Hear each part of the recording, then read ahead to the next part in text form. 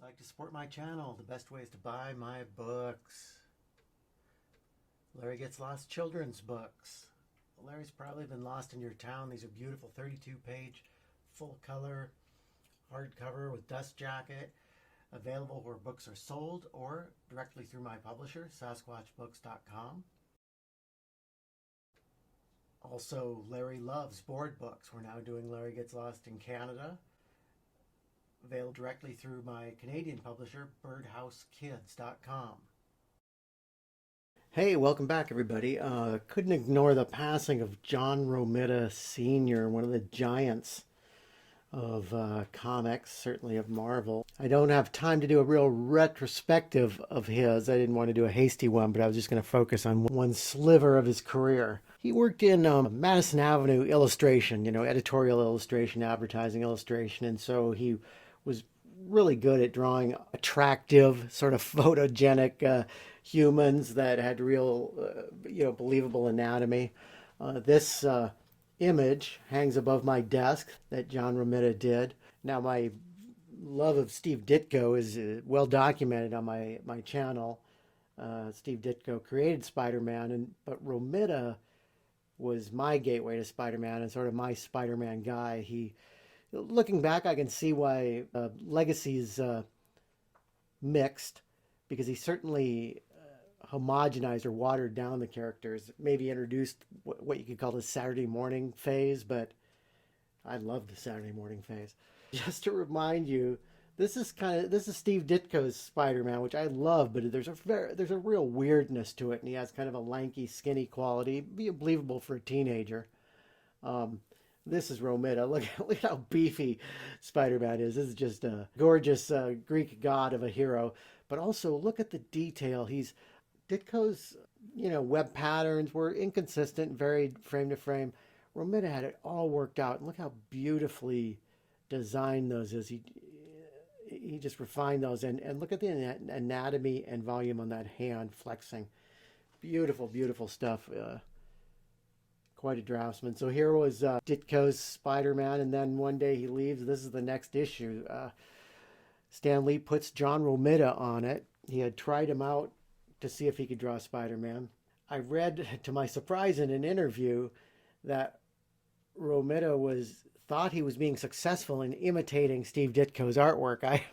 I couldn't imagine two artists less similar, but I went back and looked at it and read some of his interviews. And I do see how he is actually trying to imitate Ditko in a small, unsuccessful way. A bit of the Green Goblin here feels like Ditko, but you can already see Peter Parker's gotten way more handsome. And here he's trying to imitate, this is a pretty crowded page for Romita. He's trying to imitate Ditko's 9-panel layout. But if you look within the layout, look just how beautiful these are. Romita had also worked in romance comics, so he could do the kind of soap opera acting and beautiful people. So this is Gwen Stacy. I would argue Gwen Stacy didn't become interesting until she died. She was sort of a arm candy for Peter Parker. It was Romita that suggested she die off, and they have Peter date Mary Jane because she's much more interesting. Over here this is Ditko's Gwen Stacy, and Ditko did not do conventionally attractive women. And then look at here, this is Romita's Gwen Stacy. He may have given her that headband too.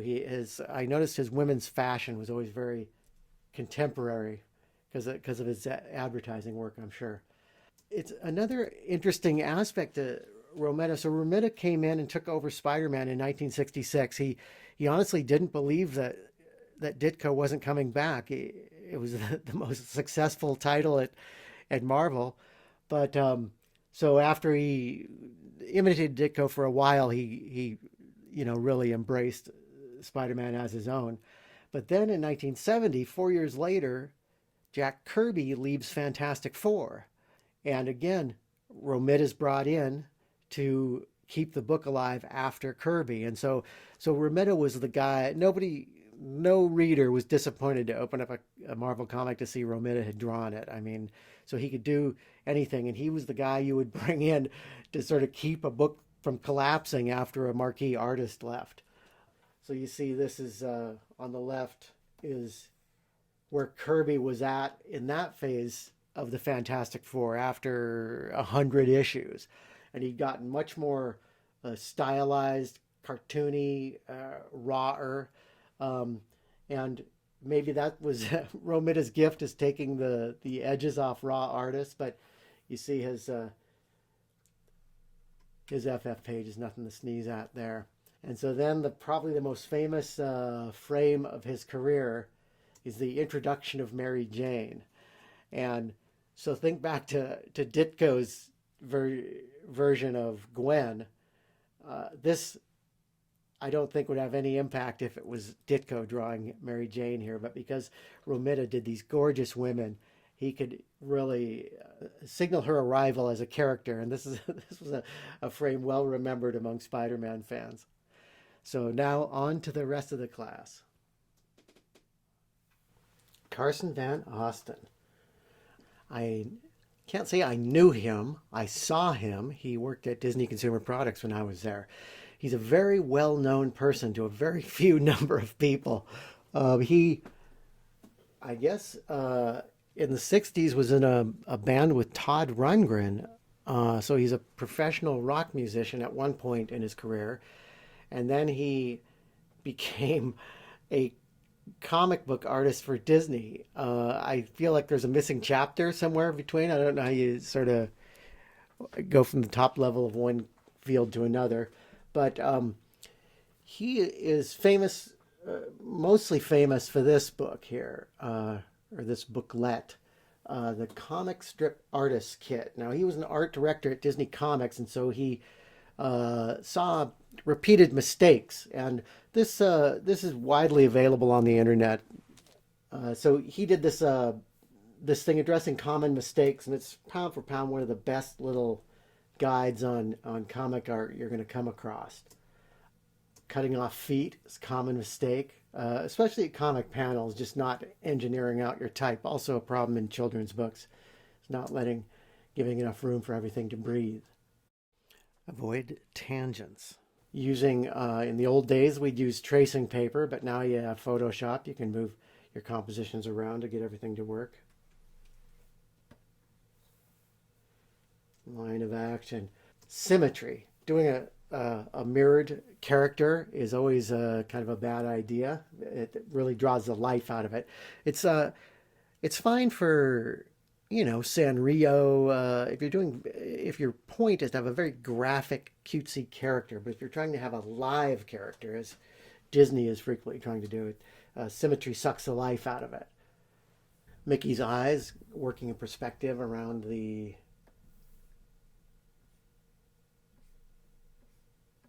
globe of his face.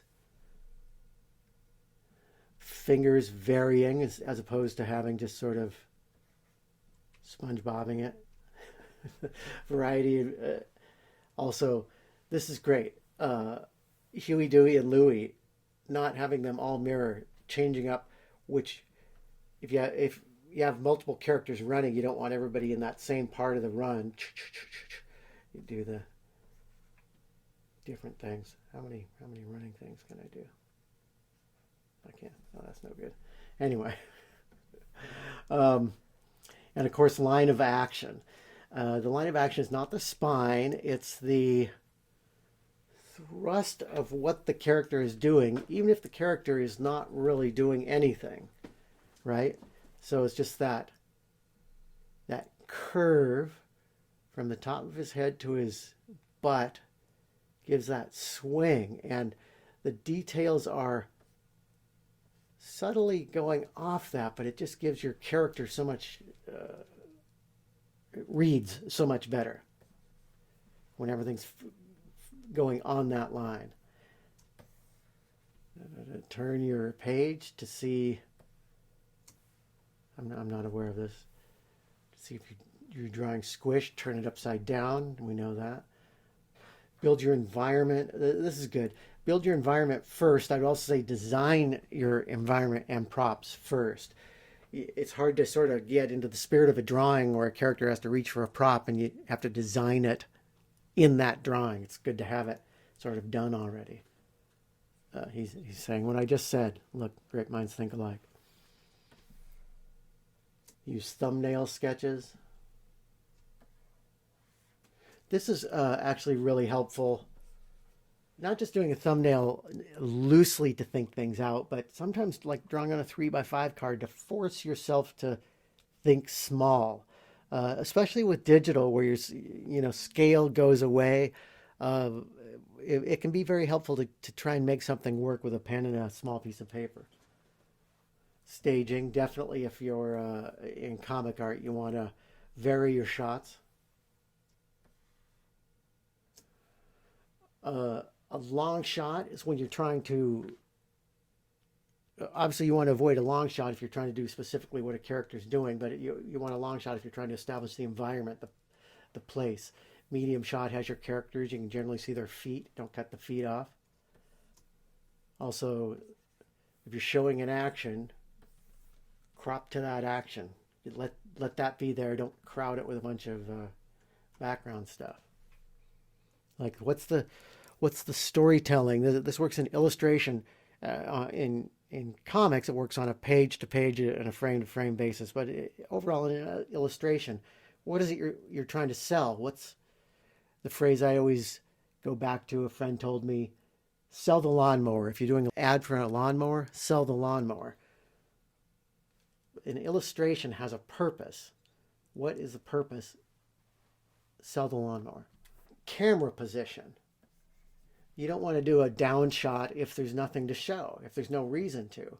However, if they're looking at a map or whatever is on the table, playing cards maybe, that's when you do a down shot because that's where the storytelling moment is. That's where the lawnmower is. Low perspective gives a nice feeling of space, distance. Again, look at this shot. That's fine for showing that, but if you want to show this character here, if you do a low perspective, he'll pop out. By lowering your camera, you can pop your characters out if you need to use a character silhouette. Okay, here is The Secret Book. Now that cartoonist toolkit is well known. It's all over the internet. This is not well known. It's expensive on eBay. I've got 2 copies if you want one. Contact me. But I have scanned this and created a PDF, and if you contact me through Instagram, I will hook you up with a copy. I would like this to become disseminated.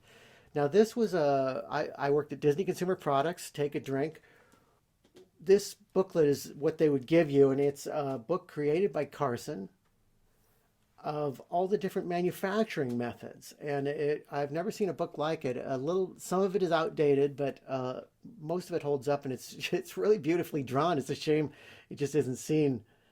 So again, the undercut principle.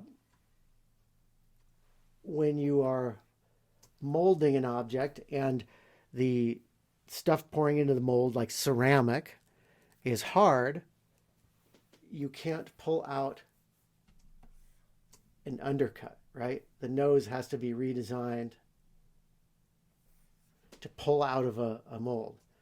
Now, it's not an issue with, different types of plastic. A lot of times they're very rubbery when they're pulled out of the mold, but really beautiful illustration of a child would understand this explanation of undercuts.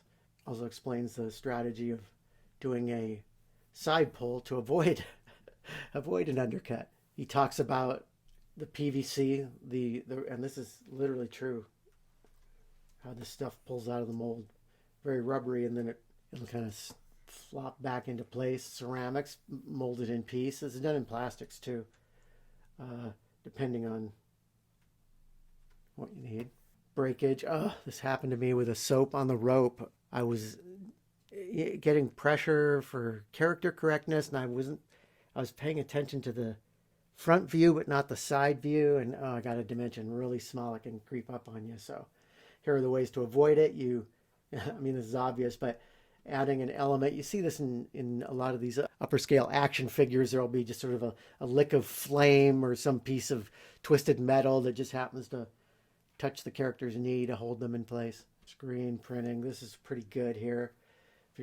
Screen printing process, the squeegee. You can, if you're doing, low number screen prints like poster printing, you can put different colored ink across this, like say go from a blue to a yellow, and then pull the screen and it'll get like a nice, you know, blue, green, yellow bleed. We called it blend. This is pretty outdated, old types of transfer printing. Okay, this is the top view of a station press. No, 12, sorry, I can't count. And just because there are 12 stations doesn't necessarily mean you can print 12 colors, because what we used to do back in the day, if you're printing a light color on a dark shirt, you would double up on the light color or do a white and then use one station to dry it. You'd have a heater on it and then go print on top of the white. So you would lose two stations, so you could do fewer colors. Those are the old screen print days. Belt printing, pretty self-explanatory, kind of a real crude screen printing. Printing in piece, outdated probably. This is, I think, a little bit outdated. Plush toys, this is definitely not done this way. All the plush toys I've seen, they shoot the stuffing into it, and it's kind of funny. The sort of wilted little toys will go along and they'll whoosh, suddenly come to life. They'll sit up. It's kind of a magical process. Oh, this is like if you would do, say, a flocking, for example. Using an electric process, you put like say a negative charge on the toy, a positive charge on the flocking, and you sort of roll it around and it attracts to it. Here we go, the PVC, where you pour the stuff in the mold, you roll it around so it coats it, gives it a thin coat, then you pull it out with pliers here, pops into it. And so like those old dolls, you'd see that round circle is the hole where it was poured into the mold. Blow molding. And then the painting process, where these masks, they're made of very thin copper. Usually they'll be cut out, and so you'll just go down there and there'll be a white mask, a black mask.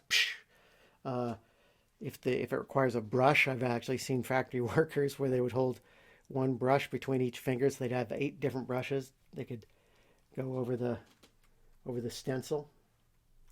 And on a Barbie doll, a rooted hair doll, it's a sewing machine that sort of actually almost the same way I guess you do implants on your head. You put the doll's head on this post, and then you go around and root it with this machine, and then they style it and cut it. It's kind of amazing. There's a whole operation at Mattel. Those are the secret Disney manuals that Disney does not want you to see, by Carson Van Osten. And I'll see you again in 2 weeks. Thanks.